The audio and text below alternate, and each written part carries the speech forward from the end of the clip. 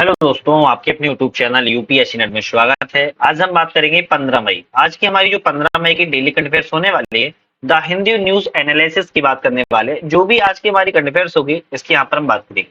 आज की हमारी 6 विषय पर करंट अफेयर्स से बात करेंगे। पहली होगी कावासाकी रोग। कावासाकी रोग क्या है, इसके बारे में समझेंगे। कावासाकी जापान में एक नाम भी है, क्या उससे ही संबंधित है या किसी और से संबंधित, इसके बारे में बात करेंगे। तोनाई रुपई वन्यजीव अभ्यारण्य अभी हाल ही में चर्चा में आ गया है, इसकी बात करेंगे। प्रभा धातु ही एक कामी रीता है, इन्होंने चढ़ाई की है, इनके बारे में समझ लेंगे थोड़ा सा। Memory of the world registered क्या है, इसके बारे में समझेंगे। फल पोली महोत्सव कहाँ पर होता है और किस तरीके से होता है, इसको समझेंगे। अंतरराष्ट्रीय नर्स दिवस 2024 एक छोटी सी खबर है, लेकिन एक छोटी सी महत्वपूर्ण भी है, इसको भी देख लेंगे। तो आज के यहाँ पे 6 करंट अफेयर्स हैं, उसकी बात कर लेते हैं। जल्दी से आप लोग लाइक सब्सक्राइब शेयर कर दीजिएगा वीडियो को, जिससे कि मुझे मोटिवेशन मिले और लोगों को यहाँ पर वीडियो पहुंच सके। साथ में हमारा डिस्क्रिप्शन में लिंक है, ऐप एंड्रॉइड ऐप है जिसकी डिस्क्रिप्शन में लिंक है, नट लर्निंग ऐप। तो वहां पर आप लोग टेस्ट सीरीज लगा सकते हो बहुत सारी फ्री में। तो टेस्ट सीरीज लगाने के लिए भी आप लोग ऐप को डाउनलोड कर लीजिएगा। आज के जो हमारा पहले करंट अफेयर्स होने वाले है, कावासाकी रोग। कावासाकी रोग आप देख पा रहे हो कि बच्चे को कावासाकी रोग हो चुका है, इसकी पुष्टि हो चुकी है। तो इसके बारे में हम थोड़ा सा समझ लेते हैं। Coimbatore medical college and hospital, जिसके हम शॉर्टकट में CMCH के नाम से जानते हैं, कावासाकी बीमारी से पीड़ित 2 बच्चियों का सफलतापूर्वक उपचार कर लिया गया। कहां पर किया गया? कोयम्बटूर। अब कोयम्बटूर कहां पर है? कोयम्बटूर भारत में ही स्थित है। तो अब ये खबर कहां से संबंधित हो गई? भारत से संबंधित हो गई। अब ये खबर इंपोर्टेंट हो गई है, क्योंकि Coimbatore medical college of hospital में कावासाकी बीमारी से 2 पीड़ित बच्चियां थी, उनका सफलतापूर्वक इलाज कर लिया गया है। कुछ थोड़ी सी 2 फैक्ट को जान लेते हैं। कावासाकी रोग की जानकारी पहली बार वर्ष 1967 में जापान के टोमिसाकु कावासाकी में मिली हुई थी। जापान के बाहर इस रोग का पहला मामला कब आया था? तो 1976 में, 1976 में हवाई द्वीप में दर्ज किया गया था। तो पहली बार जो इस रोग की खोज की गई थी, जापान में की गई थी 1967 में। कुछ समय के बाद ही जापान के बाहर का मामला पहला बार आया, वह था 1976 में हवाई द्वीप में। वर्तमान में भारत में कहां पे देखा गया? कोयम्बटूर में इसकी पुष्टि की गई है। कावासाकी रोग के बारे में क्या है? तो तेज बुखार आता है इसमें, हृदय जो रक्त वाहिका होती है और मांसपेशियां होती हैं, उनमें सूजन का कारण बनने लगता है और एक दुर्लभ हृदय की स्थिति उत्पन्न हो जाती है। अन्य नाम किस नाम से जाना जाता है? तो म्यूकोक्यूटेनियस लिम्फ नोड सिंड्रोम के नाम से भी इसको जाना जाता है। लिम्फ नोड्स व मुंह, नाक, आंख, गले के अंदर श्लेष झिल्ली होती है, उसमें सूजन भी इसमें आ जाती है। तो ये कुछ इसके लक्षण हैं या बीमारी है, इसके बारे में बात मैंने आपको बताई है। कारण क्या है? रोग का कारण अस्पष्ट है, अभी तक इस रोग का कारण स्पष्टता नहीं कर पाए हैं। किंतु कुछ विशेषज्ञों का मानना ऐसा है कि यह रोग बैक्टीरिया या वायरल संक्रमण के बाद होता है। यह पर्यावरण के कारकों पर से भी जुड़ा हुआ है, मतलब कि जो इन्वॉल्वमेंट है पर्यावरण है, उसके कारकों पर भी यह निर्भर करता है। कुछ जीनों के कारण बच्चों में यह रोग होने की संभावना अधिक हो जाती है। ऐसे कुछ जीन होते हैं जो बच्चों में, जिस जीन के कारण जो कावासाकी रोग है ये जल्दी हो जाता है, उनमें संभावना ज्यादा हो जाती है कि उनमें ज्यादा होगा। जोखिम, अगर हम जोखिम की बात करें तो प्रभावित वर्ग कौन सा है इसमें? तो 5 वर्ष से जो कम आयु के बच्चे होते हैं, उनमें यह सर्वाधिक रूप से प्रभावित करता है। एशियाई और प्रशांत द्वीपवासी मूल के बच्चों में इस रोग की जो दर है वो सबसे अधिक देखी जा रही है। कहां पर? एशियाई और प्रशांत द्वीपवासी मूल के बच्चों में। लिंग की बात करें तो पुरुष शिशुओं में संभावना अधिक है, मतलब कि जो मेल चाइल्ड होते हैं, उन मेल चाइल्ड में इसकी संभावना सबसे अधिक है। लक्षण की बात करें, तेज बुखार आता है, हाथ पैरों में सूजन आ जाती है, त्वचा का छिलना जैसी स्किन जो पीलिंग होती है उस तरीके से त्वचा हो जाती है, आंखों पर और जिना में लालिमा भी आ जाती है। उपचार की अगर बात की जाए तो अधिकांश मामलों में प्रारंभिक उपचार संभव है, मतलब कि जो प्रारंभिक मामले होते हैं वहां पर उपचार तो हो सकता है।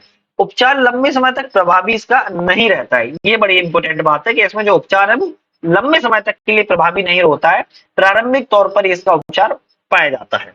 तो यहाँ पर आपने कावासाकी रोग के बच्चे को देख पा रहे होगे, यहाँ पे लालिमा दिख रही है और सूजन भी दिख रही है। तो इस तरीके से इस रोग की पुष्टि की गई। नेक्स्ट हम आज की बात करते हैं शोनाई रुपई वन्यजीव अभ्यारण्य। वेरी इंपोर्टेंट खबर ये। वेरी इंपोर्टेंट क्यों है, अब आपको खबर सुनकर ही पता चलेगा क्यों इंपोर्टेंट है। सोनाई रुपई वन्यजीव अभ्यारण्य की बात करें तो राष्ट्रीय हरित न्यायाधिकरण आप पता होगा इसका नाम हम ग्रीन नेशनल ग्रीन ट्रिब्यूनल भी कहते हैं। राष्ट्रीय हरित न्यायाधिकरण ने सोनाई रुपई वन्यजीव अभ्यारण्य और आरक्षित वन में वन संरक्षण अधिनियम 1980 का उल्लंघन करते हुए मतदान केंद्रों में, स्कूल में और अन्य निर्माण गतिविधियों की अनुमति देने पर असम सरकार के ऐसे अधिकारियों का विवरण मांगा है जिन्होंने अनुमति दी थी। मामला क्या था आप समझो। राष्ट्रीय हरित न्यायाधिकरण जो कि एनजीटी है, उसने सोनाई रुपई वन्यजीव अभ्यारण्य आरक्षित वन के जो आसपास का उल्लंघन हुआ है, वहां के जो मतदान केंद्र है, उन मतदान केंद्रों के अधिकारियों से, वहां पर जो स्कूल पे हैं वहां पर मतदान हुए स्कूलों से, जो भी अन्य निर्माण की गतिविधियां हुई हैं, उन सभी अधिकारियों से ब्यौरा मांगा गया है कि ऐसी क्या बात हुई है। सोनाई रुपई वन्यजीव अभ्यारण्य के बारे में बात करें, इसकी अवस्थिति कहाँ है, तो असम के शोनितपुर जिले के उत्तर पश्चिमी क्षेत्र में एक संरक्षित क्षेत्र है। ये इंपोर्टेंट बात है, एक संरक्षित क्षेत्र है। अवस्थिति कहाँ है, असम में है। असम कहाँ, भारत में ही है, पता होना चाहिए ना, नॉर्थ ईस्ट में। असम में सोनितपुर जिले के नॉर्थ वेस्ट में यह स्थित है। प्राकृतिक क्षेत्र की बात करें तो वृहद हिमालय की पर्वत श्रृंखला की तलहटी में स्थित है। अन्य किस नाम से जाना जाता है, असम का गहना, याद रखिए क्या, असम का गहना के नाम से भी इसको जाना जाता है, सोनाई रुपई वन्यजीव अभ्यारण्य को। वन्यजीव अभ्यारण्य घोषित किया जाने वाला वर्ष कब है, तो 1998 में इसको वन्यजीव अभ्यारण्य घोषित किया गया था। जलवायु की बात की जाए तो उष्ण और आर्द्र ग्रीष्म काल के साथ साथ उपोष्ण कटिबंधीय प्रकार की जलवायु भी यहाँ पाई जाती है। ग्रीष्म काल में अत्यधिक वर्षा के कारण प्रायः बाढ़ जैसी स्थितियां भी यहाँ पर बन जाती हैं। तो सोनाई रुपई वन्यजीव अभ्यारण्य के बारे में आपको और बात करें तो अफवाह तंत्र अभ्यारण्य से होकर प्रवाहित होने वाली 4 नदियां हैं। यहाँ पर 4 नदियों की बात करें तो डोलश्री, गबरू, गैलगिली और बिलसली। तो ये जो 4 नदियां हैं वे इंपोर्टेंट है, इनको थोड़ा सा आप ध्यान जरूर रखिएगा। वर्षा काल के दौरान कई आर्द्रभूमियां भी यहाँ पर तैयार हो जाती हैं। जो आर्द्रभूमि होती है वो तैयार हो जाती है, जिन्हें हम भील के नाम से भी जानते हैं, याद रखिएगा। वनस्पति की बात करें तो उष्ण कटिबंधीय सदाबहार वनस्पति पाई जाती है, अर्ध सदाबहार वनस्पति पाई जाती है और आर्द्र पर्णपाती वनस्पति पाई जाती है। उष्णकटिबंधीय सदाबहार वनस्पति की बात किया तो 250 सेंटीमीटर से अधिक यहाँ वर्षा होती है। आर्द्र सदाबहार की बात किया तो 200 से 250 सेंटीमीटर तक वर्षा होती है। अगर वहीं पे हम आर्द्र की बात करें तो 100 से 200 सेंटीमीटर तक यहाँ पर वर्षा होती है। तो कुछ वनस्पतियां इस प्रकार यहाँ पर पाई जाती है। नदियों के किनारे एक संकीर्ण पट्टी में बांस युक्त घास के मैदान भी यहाँ पर पाए जाते हैं। तो सोनाई रुपई जो वन्यजीव अभ्यारण्य इंपोर्टेंट है, 1998 में इसको अभ्यारण्य घोषित किया गया था। इसके बारे में नदियां जरूर याद रखिएगा, नदियां एग्जाम में आ सकती हैं, थोड़ी सी इसको ध्यान रखिएगा। जीव जंतु की बात करें तो तेंदुए, जंगली कुत्ते, कभी कभी रॉयल बंगाल टाइगर जो पाए जाते हैं यहाँ पर देखने को मिलते हैं। एशियाई हाथी और भारतीय गौर जैसे बड़े शाकाहारी जानवर भी यहाँ पर पाए जाते हैं। साथ में यहाँ पर सांवर हिरन, barking deer, hog deer, Himalayan क्रिस्टलिस शाही, भारतीय सिवेट, काले भालू, स्लॉथ भालू भी यहाँ पर पाए जाते हैं। तो जीव जंतु को थोड़ा सा आप लोग ध्यान रखो। पक्षियों की बात की जाए तो व्हाइट विंग्स वुड बतख यहाँ पर जैसी लुप्त प्राय कई सारी प्रजातियां भी यहाँ पर देखी जाती हैं। तो सोनाई रुपई वन्यजीव अभ्यारण्य हल्के में नहीं लेना है, इंपोर्टेंट हर चीज मैंने आप लोगों को बता दी है। आप चाहो तो इसके शॉर्ट नोट्स भी बना सकते हो, है ना, वीडियो को पोस्ट करके आप लोग इसके शॉर्ट नोट्स बना लो कहीं भी, अगर एग्जाम में आए तो इसके बारे में आप लोग आराम से लिख सकते हो। नेक्स्ट करंट अफेयर्स की बात करते हैं, पर्वतारोही कामी रीता। अब पर्वतारोही कामी रीता के बारे में बात करेंगे। ये ऐसे व्यक्ति हैं जिन्होंने 29वीं बार, याद रखिएगा 29 बार माउंट एवरेस्ट को इन्होंने फतह किया हुआ है। तो छोटा पूरा आंकड़ा नहीं है, 29वीं बार है ना, 2 4 5 10 बार नहीं, 29 बार, इसलिए बहुत ज्यादा इंपॉर्टेंट है। यह एक नेपाली पर्वतारोही या गाइड है जिनका नाम कामी रीता शेरिपा है। 29वीं बार माउंट एवरेस्ट पर इन्होंने चढ़ाई कर रखी है। तो 29वीं बार क्या रखी है, सबसे अधिक बार चढ़ाई करने वाले माउंट एवरेस्ट पर कामी रीता शेरिपा ही है। एवरेस्ट मैन के नाम से भी इनको जाना जाता है, किस नाम से, एवरेस्ट मैन, याद रखिएगा, ठीक है। तो 29वीं बार इन्होंने चढ़ाई की है। माउंट एवरेस्ट की बात करें तो दुनिया की सबसे ऊंची पर्वत चोटी में से इसको जाना जाता है। इसकी ऊंचाई की बात की जाए तो 8,848.86 मीटर इसकी ऊंचाई है। कितनी, 8,848.86 मीटर इसकी ऊंचाई है। कभी कभी एग्जाम में डायरेक्टली ऐसे रहता है 8,850 मीटर, तो आपको थोड़ा सा ध्यान रखना है। अगर एग्जाम में ऑप्शन ये है तो इस पे टिक लगाना है, अगर ऑप्शन ये ना होकर ये है तो तब इसको लगाना है। अगर हम फिट की बात करें तो 29,031.69 फीट भी इसको याद रखना है आपको। अगर हम सीमा की बात करें माउंट एवरेस्ट को, तो नेपाल और तिब्बत जो कि चीन में है, सीमा इसकी स्थित है। अगर हम बात करें तिब्बत में, इसको माउंट एवरेस्ट को क्या कहा जाता है, तिब्बत में चोमोलुंगमा के नाम से जानते हैं। किस नाम से? चोमोलुंगमा। और नेपाल की बात किया तो सागर माथा के नाम से हम इसको जानते हैं। तो दोनों नाम वेरी इंपोर्टेंट है, याद रखना है। कई सारे बार पीसीएस में पूछा जा चुका है कि तिब्बत में चोमोलुंगमा और नेपाल में सागर माथा है। वैसे इसको प्रॉपर नाम माउंट एवरेस्ट के नाम से हम इसको जानते हैं। नेक्स्ट करंट अफेयर्स की बात करते हैं। आज की हमारी memory of the world register. Memory of the world register क्या चर्चा में है, क्योंकि हाल ही में रामचरितमानस, पंचतंत्र, शहद, सहृदय लोक लोकन को यूनेस्को की memory of the world Asia Pacific regional register में शामिल किया गया है। लंबा नाम है, याद रखना है। यूनेस्को की memory of the world Asia Pacific regional register में शामिल किया गया। किन किन को? रामचरितमानस को, पंचतंत्र को, सहृदय लोक लोचन को। क्या रखेगा? किसकी? यूनेस्को की। इस न्याय निर्णय एशिया पैसिफिक के लिए विश्व सम्मति की स्मृति में 10वीं बैठक में लिया गया है। यह बैठक मंगोलिया की राजधानी उलान बटोर में आयोजित की गई है। तो आपको यहाँ पर एक क्वेश्चन और मिल गया है कि मंगोलिया की राजधानी कहाँ है? उलान बटोर है। अगर मंगोलिया की थोड़ी सी बात करें तो मंगोलिया के, याद रखिए, कहाँ के? मंगोलिया के, मैप पे ने इसको नहीं लगा पाया, ध्यान नहीं रहा। मंगोलिया के नॉर्थ में रूस पड़ता है, याद रखिए। क्या पड़ता है? रूस पड़ता है। मंगोलिया के साउथ में क्या पड़ता है? चाइना पड़ता है। साउथ में की बात की जाए तो क्या पड़ता है? चाइना पड़ता है। तो याद रखिएगा मंगोलिया। मंगोलिया की राजधानी उलान बटोर है। रामचरितमानस गोस्वामी तुलसीदास जी के द्वारा 16वीं सदी में रचित एक प्रसिद्ध महाकाव्य है। क्या है? महाकाव्य है। इसके नायक मर्यादा पुरुषोत्तम राम रहे हैं और इनकी भाषा अवधी रही है, याद रखिएगा। पंचतंत्र की बात की जाए, एक कथा ग्रंथ है। इनकी रचना आचार्य विष्णु शर्मा जी के द्वारा की गई है। इसमें जानवरों को पात्र बनाकर इससे छप्रद बातें लिखी गई हैं। वहीं अगर सहृदय लोकलोचन की रचना की बात करें तो आचार्य आनंद वर्धन ने इसकी रचना की है। इंपोर्टेंट है। तो तीनों याद रखिएगा, क्या बात कर रहा हूं मैं, तीनों यहाँ पर रामचरितमानस हो, पंचतंत्र हो, सहृदय लोकलोचन हो, तीनों वेरी इंपोर्टेंट है। रामचरितमानस की रचना गोस्वामी तुलसीदास, पंचतंत्र की रचना विष्णु शर्मा, पीसीएस में कई बार आ चुका है नाम इनका, और सहृदय लोकलोचन की आनंद वर्धन जी के द्वारा रचना की गई है। तो यूनेस्को की एशिया पैसिफिक में शामिल कर लिया गया है। ठीक है। Memory of the world Asia Pacific region की हम बात करें थोड़ी सी, इसकी स्थापना 1998 में की गई। कब की गई थी? 1998 में इसकी स्थापना की गई थी। यूनेस्को की वैश्विक कार्यक्रम की एक क्षेत्रीय समिति है। कैसी? एक क्षेत्रीय समिति है।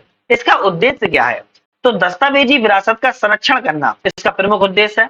उस तक सार्वभौमिक पहुंच में सहायता प्रदान करना लोगों की इसका दूसरा उद्देश्य है।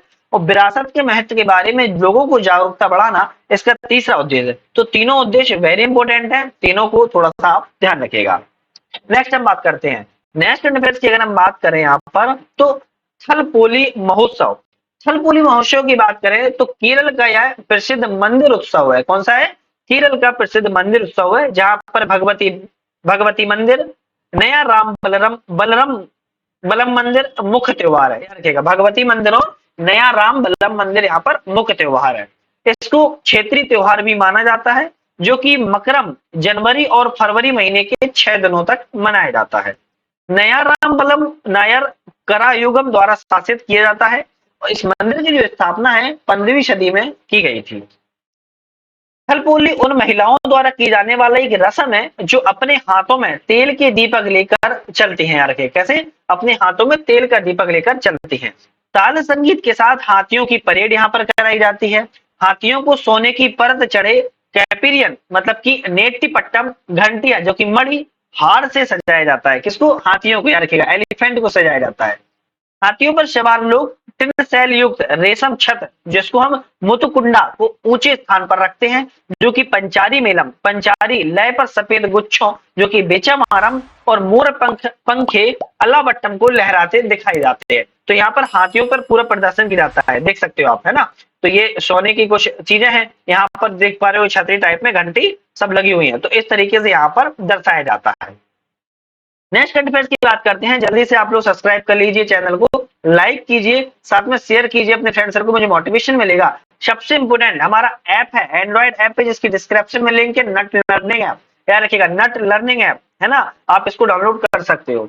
अंतरराष्ट्रीय नर्स महिला या कह सकते हो अंतरराष्ट्रीय नर्स दिवस 2024 अंतर्राष्ट्रीय नर्स दिवस 2024 12 मई 2024 को आयुर्विज्ञान सभागार आर्मी हॉस्पिटल नई दिल्ली के अंतर्राष्ट्रीय नर्स दिवस में मनाया गया है। तो आयुर्विज्ञान सभागार आर्मी हॉस्पिटल में इसको मनाया गया है। कहां पर? नई दिल्ली में।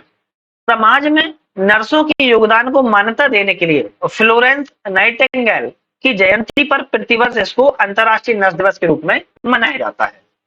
नर्सों की अंतर्राष्ट्रीय परिषद इंटरनेशनल काउंसिलिंग ऑफ नर्सेज ने इस वर्ष की थीम रही है हमारी नर्सें हमारा भविष्य, देखभाल की आर्थिक शक्ति। क्या रखिए? क्या रही है? Our nurses our future, the economic power of care.